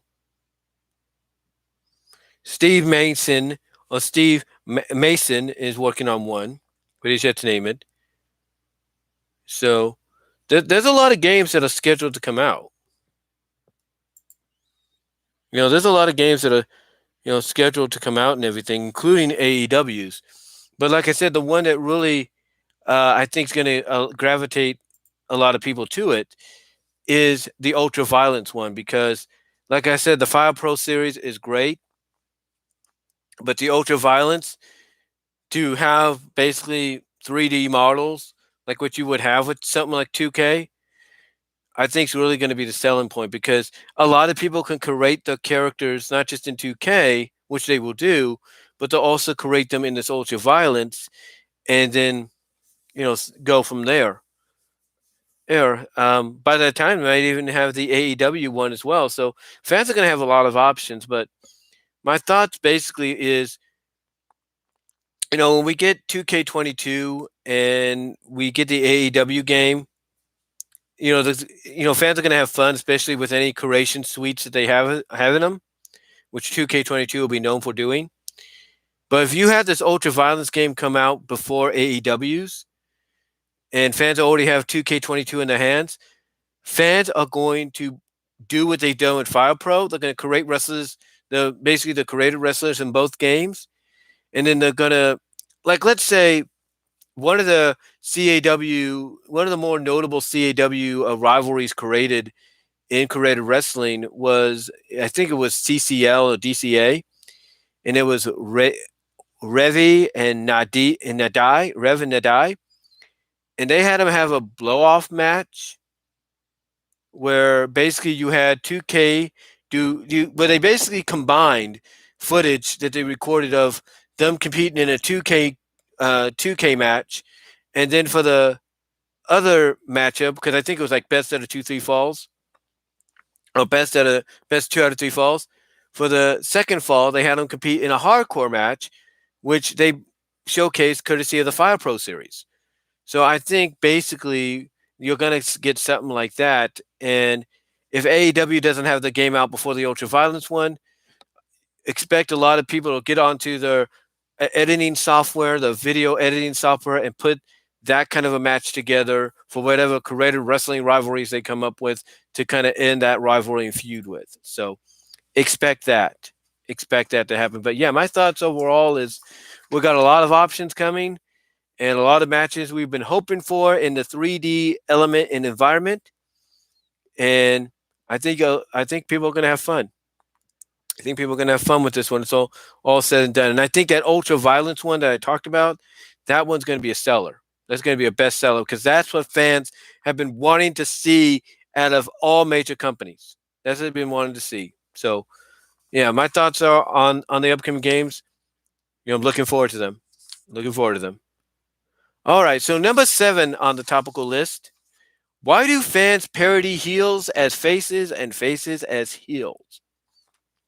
All right, so I've talked about this before where I came to the defense of OTR Essential, the Sleg Daddy, and how he's just having fun acknowledging, Roman Reigns, the tribal chief, head of the table, as a baby face, and that he's just doing that for fun.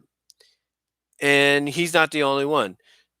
Jason Solomon still sounds off, just Alex, if you will, formerly the Lex Man. They're all, and others, they're all doing the same thing. And the reason they are is because they know Roman's a heel. They know on screen the presentation is he's a power abusive heel that's only out for himself. That he's angry at the world, but we don't know why. He's angry at the world. We don't know why, and he's taking that anger and abuse, if you will, out on his family. But we don't know why. We don't know why. We don't know why now all of a sudden the Wild Samoans, his dad and his uncle, have made him a tribal chief. We don't know why. We don't know what's going on. And yet, because he's presented in such a manner that when he's in the ring, he looks like a freaking badass, he comes off like that, although he's a heel and we're supposed to boo him, fans like the Schleg Daddy, Just Alex and Solid Monster, the reason they do the opposite is because they're having fun. They're parodying, him as a face because that's how they know fans on the road will react to him. Or that's how they believe fans on the road will react to him because, hey, you booed him as a face, but now he's a heel. You're going to probably cheer him. So, yes, you're making him a baby face. So, yes, he's a baby face even though he's a heel. So, you got to cheer him, right? Yay! They're having fun at it. They're having fun at WWE's expense of, oh, now you make him a heel, but guess what's going to happen, WWE? Be your luck. People are going to cheer him as a heel because that's what they want. They wanted a badass Roman Reigns, not the Roman Reigns Cena 2.0 you tried to give us. So that I think is going to happen. Well, not happen, but that's why I should say, what I'm trying to say, that's why I think a lot of them, in my opinion, no disrespect, all due respect, no disrespect, no offense. That's why, you have Schleg Daddy. That's why you have Alex. That's why you have Jason. That's why you have all these people that come on here on YouTube and look at Roman as a babyface. Because, hey, he's a heel, but yet he was booed as a babyface. He's by the fans, and they booed him as if he's a heel, and he wasn't. So now he's a heel. I bet fans will cheer him as a babyface. Hey, WWE, how does it feel for screwing up things? That's what it is. They're basically throwing it back in WWE's face. They're throwing it back in the face of the fans that booed Roman when he was a face when they should have clearly cheered him, if you know what I mean. And yet now Roman's a heel. So they're basically so they're coming out here and saying, he's a babyface. He's the tribal chief. He's head of the table. He's the good guy. Because they know the hypocrisy is, this is what happens when you turn a guy heel. That you made as your babyface that fans were booing out of the building because all they wanted really was a badass Roman babyface and not a succotash Roman Reigns. Or Roman Reigns Cena 2.0.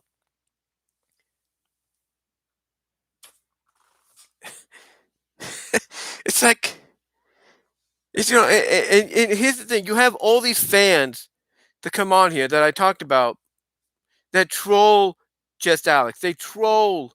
Well, I wouldn't say troll, but they get on Just Alex. They get on Solid Monster. They get on Jeff.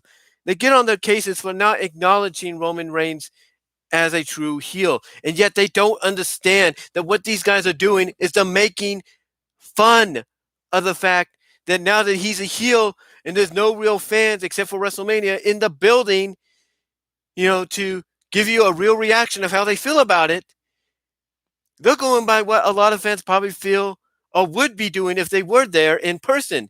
And that's showing the hypocrisy by cheering Roman Reigns, who's supposed to be a heel right now, but cheering him as a babyface because the hypocrisy to them is the fact that people booed him as a babyface. That's why they're making a parody of that. That's why they're treating the babyfaces as heels and the heels as the babyfaces, because they're making fans realize, hey, this is how you're reacting to the guys, to these people when they're supposed to be, looked at this way. You want to boo Reigns when he was a babyface, so it makes sense. You're gonna probably cheer him as a heel, right? You know, the same with Seth Rollins. You know, fans could potentially cheer him because he has this new attitude and everything, and yet because he has this new attitude because he's bad and everything. So why not treat him as a babyface?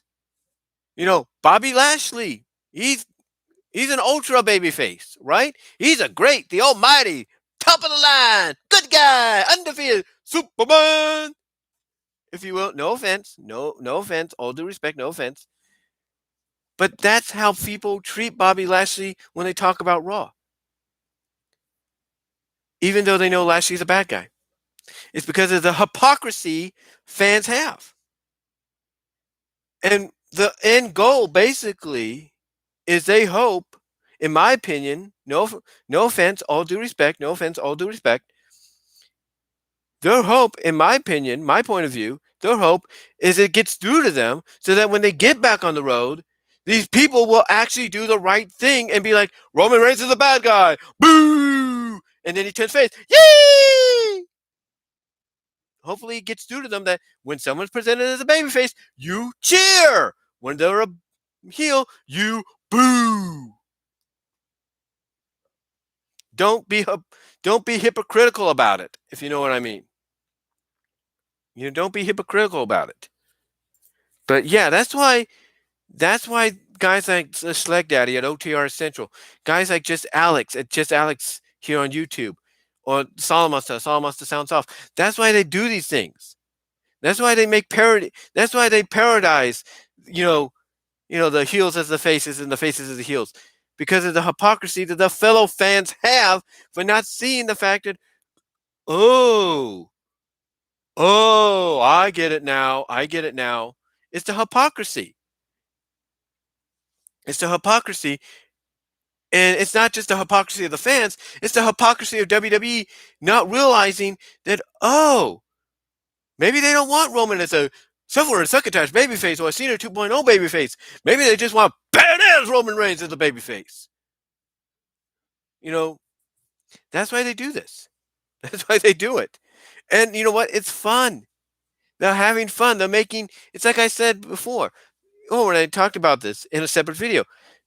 Jeff, the Schleg Daddy, at OTR Central, Alex, just Alex, if you will, here on YouTube, Salamonster, all of them, along with others, they're doing this because they're trying to make wrestling fun for them. They're trying to make wrestling fun for themselves and for you that watch them. Because they know wrestling can be boring and repetitive. Or boring and, not just the same. Not fun anymore. So they're doing this to make it fun. So that's why they do it. Why they parody heels as faces and faces as heels. So that's why they do it. And last but not least, number 8, speaking of the word repetitive, the number 8 topic to close this out, why do fans feel that wrestling has become too predictable? And that's a good question. Why do fans feel that wrestling has become too predictable? Because honestly, it has. This is why I haven't watched Raw in a long time. This is why I haven't watched SmackDown in a long time. Heck, I should be watching All Elite Wrestling, AEW Dynamite, but I'm not. Because it's become too predictable. Too predictable. You know what's going to happen before it happens. Or you can see it a mile away. You can see it happening a mile away. And WWE and even AEW, and I say that with all due respect, no offense. AEW, they know it, and yet they try to play it off. For example, NXT recently announced that at In Your House, they're going to have a fatal 5-way for the NXT Championship. It's going to involve Karrion Kross, Pete Dunne, Kyle O'Reilly, Adam Cole, I think. Let's see, Karrion Kross, Kyle O'Reilly, Pete Dunne, Adam Cole, Johnny Gargano. You know, they announced the Fatal Five Way, and that's great. That's great on paper. Sounds like an awesome match. It's an awesome main event. However, this is an example that when I heard of this match, I said, "Who do they think they're kidding?" O'Reilly and Cole are in the same match. Who do you think you're fooling? Because to a lot of fans, including myself, it seems to be too predictable that Riley and Cole are going to basically reveal that their fight against each other, the disbandment of the UE, was nothing but a ruse, and that basically Cole interfering in the number one contenders match, getting himself put into this match, was just a way to get the title back on him. Too predictable. Too freaking predictable. And that's why fans feel that way. There's a lot of fans that see it a mile away coming. You know, I'm sure they want to. I mean, honestly, they may want to shrug it off and be like, "No, they wouldn't do that, would they?" Oh, they would. They would. They'll make it too obvious. Well, they'll make it happen. They'll do it. And I'm hoping to show the WWE, especially the NXT brand, can be unpredictable. That they have it revealed before then. They have Karrion Kross trap corner or trap Kyle O'Reilly. Say, "I know what's going on," and you tell your buddy that if you think you're going to reunite at my expense, you wrong. And then you maybe follow that up by having Rio and Regal bring both Cole and Riley in and say, "Hey, if this is all planned to get this belt back on Cole, then the Undisputed Era is going to face a lot more, face heavier consequences than they expect." If they can do something like that, fine. At least you throw out the unpredictability, well, not unpredictable, but at least you kind of, not unpredictability, but at least you kind of, my finger at the mic there, at least you kind of get rid of the predictability because we already know it's going to happen. We already know it's going to happen.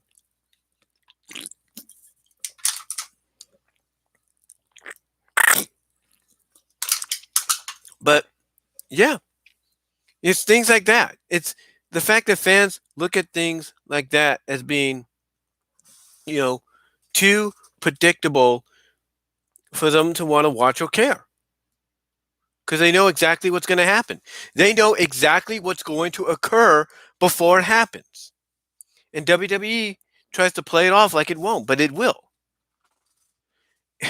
It's the same thing with Roman Reigns on SmackDown. Yeah, he's the best thing on SmackDown and in WWE overall right now. But guess what? We already know he's going to win. We already know that when you put him up against Rey Mysterio, which is being planned and pinned for Hell in the Cell, whether it's Rey or even freaking Dominic, we know Reigns is going to win. We know Roman's going to win. Or when you put him against Cesaro, yeah, we were hoping Cesaro would win, but we knew Roman was going to win. We knew it. Every title defense Roman has, we know he's going to win. And that's why it becomes too predictable. Same with Raw. We know Bobby Lashley's not going to lose the title on Raw. We know he's not going to lose the title against certain individuals, except maybe, a Drew McIntyre if WWE goes down that path again, much to the chagrin of a lot of fans. We know, Lashley won't lose the championship for quite some time, hopefully, and that makes it too predictable. Charlotte against Rhea at Hell in the Cell. We know Charlotte's probably going to walk out with the championship. They're making it too predictable. That's why fans feel that way. That's why fans don't watch as much anymore. That's why they'd rather watch the YouTube highlight clips or even watch it on demand or something because they know what's going to happen next. Or at least they have an idea of where they're going to go next in the story or next in the rivalry or whatever. They see it. They see it, and that's why they feel the way they do. That's why fans, they're still there, but they're just not invested anymore because it's too predictable. Like I said, even with AEW, it's too predictable right now. At least with Impact, I'll give them credit. Nobody saw Finjuice losing their tag titles to Violent by Design. Nobody saw that, and yet it happened.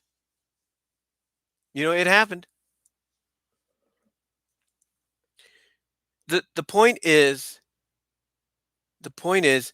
if wrestling in general wants the fans to stop, you know, stop. What I'm trying to say is, if wrestling promotions in general want fans to stop complaining that it's too predictable, then they need to start showing that the unpredictable. They need to do things fans would not see coming. And guess what? When they've done it, whether it's WWE, AEW, Impact Wrestling, MLW, AAA, New Japan, you know, whenever they've done it, guess what? Fans have shown respect and appreciation because you did something they didn't think you would do. And that's all they asked for.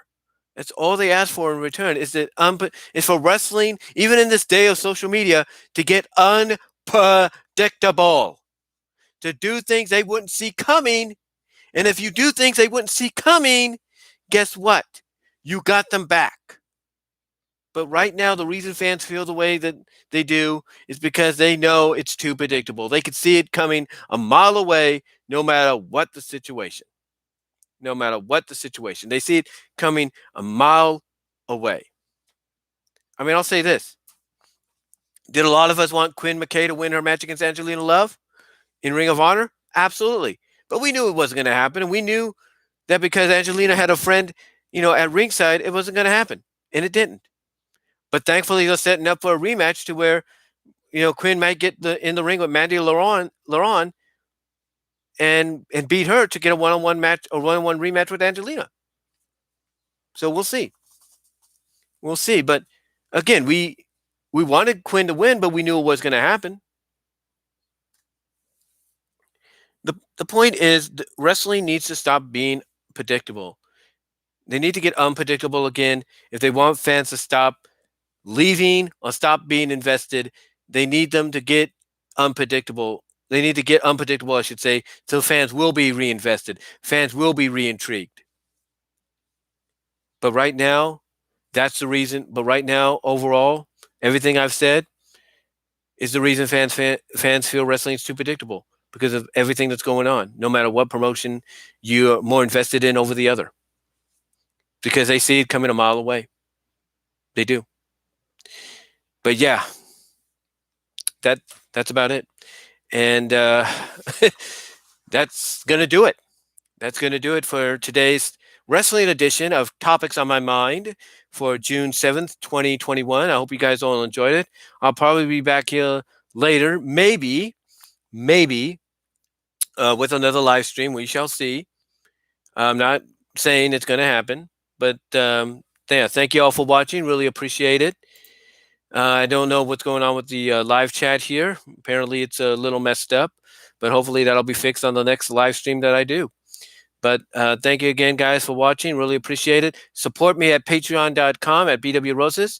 $1 tier gets a shout-out recognition, as well as, a shout-out and recognition. $3 tier gets you shout-out recognition and Patreon-exclusive content you can't get anywhere else except Patreon, and for a limited time at DeviantArt.com under the BVW 1979 account, but you have to have DeviantArt.com set at mature settings, and you have to have a DeviantArt.com account, as well, to check out that limited exclusiveness to DeviantArt that you also get at Patreon.com. Also, like the video, guys. I really appreciate the more likes, as to quote Just Alex, that a video like this gets, the more it gets viewed. Really appreciate it. Check me out at the various podcast locations where you'll also get an audio version of this and an upcoming audio version of my live stream review I did a couple days ago on the In Shadow of Grizzly Smith's Dark Side of the Ring review.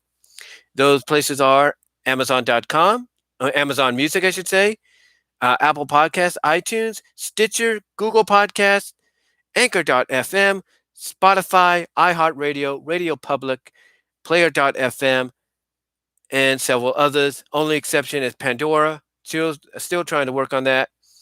But yeah, check me out at those various podcast locations. And that's all I'm going to say for now, guys. So till next time, God bless, take care, and I will talk to y'all later. And yeah, that's about it. So till next time, peace, take care of yourselves, and I'm out.